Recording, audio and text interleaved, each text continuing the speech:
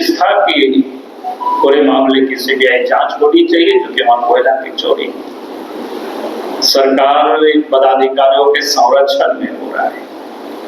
और आज मुझे प्रसन्नता है, मैं हाईकोर्ट को बधाई देना चाहूंगा, क्योंकि हम सब लोग आवाज उठाते रहे। राज्य सरकार ने तो कभी भी उसकी जांच की, कभी उन्होंने कोई कदम नहीं उठाए, बल्कि ऐसे अपराधी में जो शामिल अफसरों को बिठा करके रखा। आज हाईकोर्ट में उसकी सीबीआई जांच की अनुशंसा जानकारी मिल रही है, तो उससे बड़ी प्रसन्नता है। हाईकोर्ट को मैं बधाई दूंगा।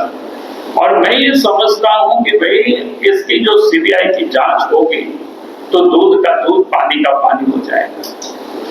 आज भी मैं हेमंत सोरेन जी से कहता हूं, अगर अपने आप को कहते हैं कि भाई हम पाक साफ हैं, हम कहीं भी शामिल नहीं है, तो इस प्रकार के जितने भी अफसर वहां पदस्थापित रहे और कोयला की वहां चोरी होती रही, आज तो सीबीआई ने जांच के आदेश दे दिए, सीबीआई जांच करेगी तो सब पता चलेगा।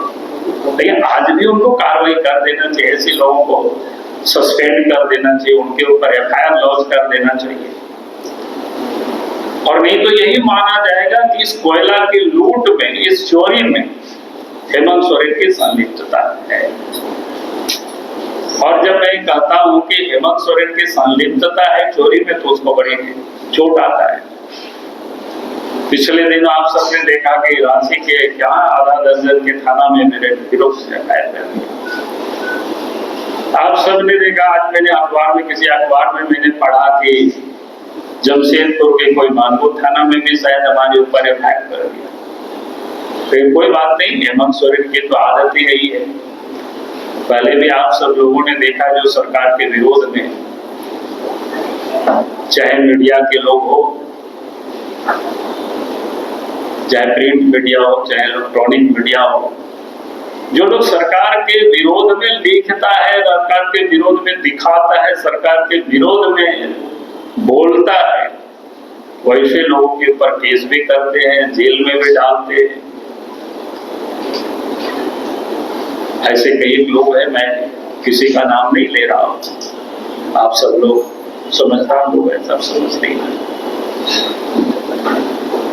तो सरकार किस प्रकार से पुलिस प्रशासन को टूल्स की तरह यूज करते हैं, उपयोग करते हैं,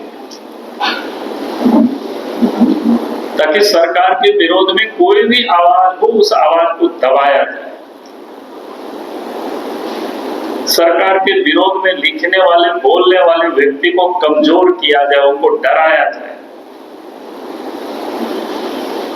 इसलिए मैं हेमंत सोरेन जी से कहूंगा कि वे अब समय आ गया है,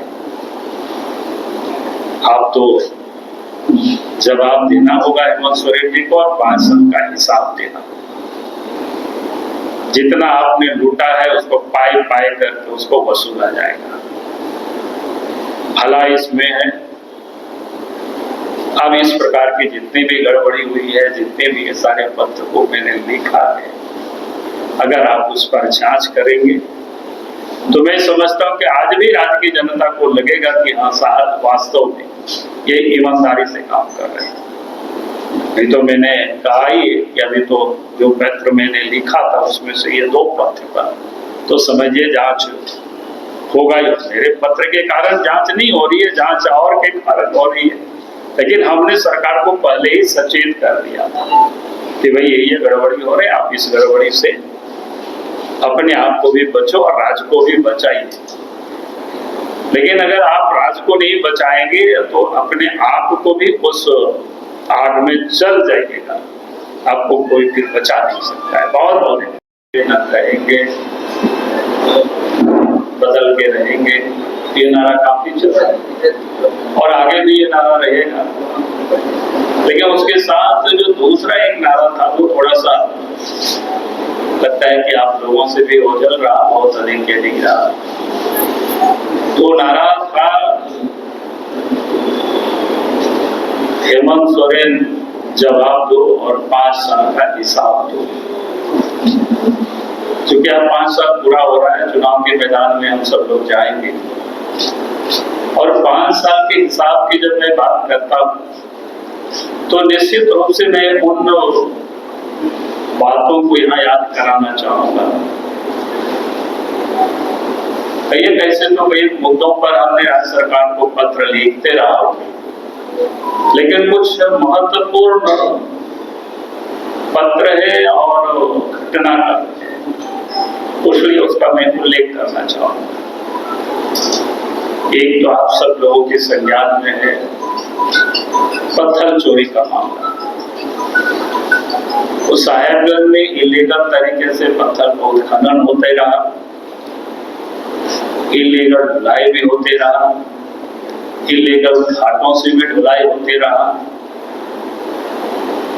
समय छोड़ करके कुछ समय पर भी, अर्थात रात में जहाँ ट्रांसपोर्टिंग करना अलाउ नहीं था पानी की जहाज से, वहां रात में भी चलता था। और हमारे पास जो सूचना थी कि कभी भी वो दुर्घटनाग्रस्त हो सकता है, और इसको लेकर के मैंने राज्य सरकार को, राज्य के मुख्यमंत्री को पत्र लिखा। लेकिन राज्य के मुख्यमंत्री ने उस पत्र का संज्ञान तो लिया ही नहीं, लेकिन एक्नॉलेजमेंट तक हमें नहीं किया। और पत्र लिखने के बाद 1 साल के बाद घटना यही दुर्घटना हो गई। पूरे मामला आप सब लोगों के संज्ञान में है। उसके बाद फिर जांच हुआ तो पता चला कि हजारों करोड़ की घोटाला उस साहेबगंज में पत्थर खदानों पर हुई गिरेगा। अभी भी जांच चल रहा है, कई लोगों के ऊपर केस है। दूसरा, आप सब लोगों के संज्ञान में है, आज आ गया होगा कोयला को लेकर के, जो धनबाद में जिस प्रकार से कोयला की चोरी हेमंत सोरेन के राज्य में हो रहा था, यानी पिछले सारे रिकॉर्डों को तोड़ते हुए उन्होंने नए कीर्तिमान स्थापित किया। इसको कह सकते हैं बेहताशा कोयला की चोरी। और कोयला की चोरी मैं कहूंगा कि सरकारी संरक्षण में हुआ,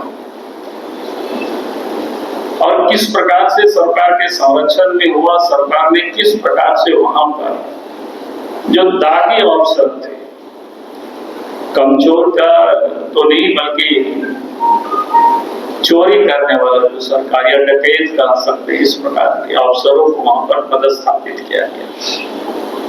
आप सबको ध्यान में है, उस समय कई बार हमारे पार्टी की ओर से धरना प्रदर्शन हुआ धनबाद में, हम खुद भी गए थे और मैंने वहां भी कहा था लोगों से, और संभवतः इस हॉल में भी कई बार मैंने आप सब लोगों के समक्ष प्रेस को भी संबोधित किया है, और राज्य के मुख्यमंत्री को बजाता मैंने पत्र भी लिखा था। एक एसपी हुआ करते थे पलामू में,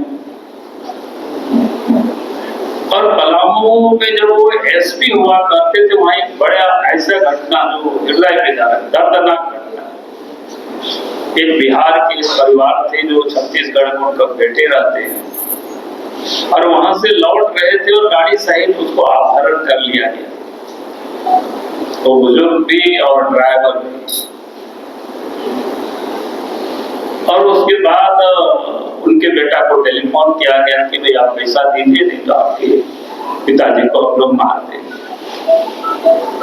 फिर वो बेचारा दौड़े दौड़े आए, पलामू के एसपी से संपर्क किए, एसपी ने आश्वासन भी दिया,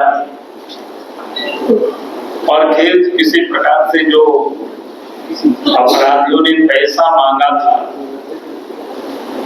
तो उसके भी उन्होंने जुगाड़ किया, और एसपी को कहा कि भाई चलिए, और फिर 2-2 गाड़ी पुलिस भी गई साथ में, और इन लोगों का भी एक गाड़ी था।